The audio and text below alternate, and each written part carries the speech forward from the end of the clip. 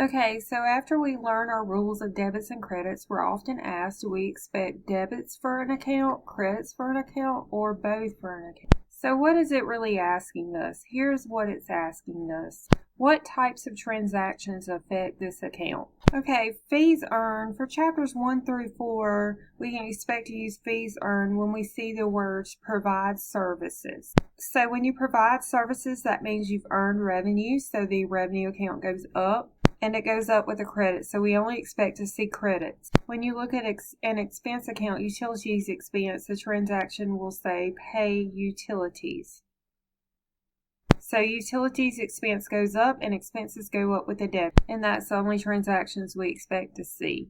Cash, we see a lot more. We see received cash, we see paid cash. We borrowed cash, we paid off something with cash. We expect to see cash go up and down, so we'll see debits and we'll see credits. And the normal balance, of course, is a debit. Accounts receivable is the same thing because it's also an asset.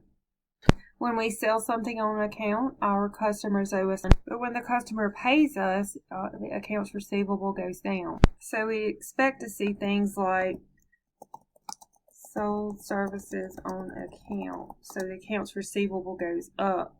And we'd also expect to see things like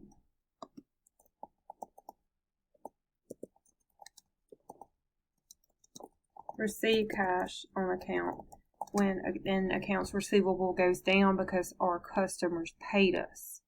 Accounts payable, we also expect it to go both ways. We bought supplies on account, for example. Accounts receivable goes up with a credit, and then we will see paid on account, so that means accounts payable goes down because we paid down the balance, and it goes down with a debit. That's why we see both of all these balance sheet accounts go both up and down, but we can expect to see our income statement accounts to only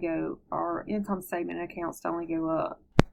Fees earned would go up with a credit, and expenses would go up with a debit. Let me know if you have any questions.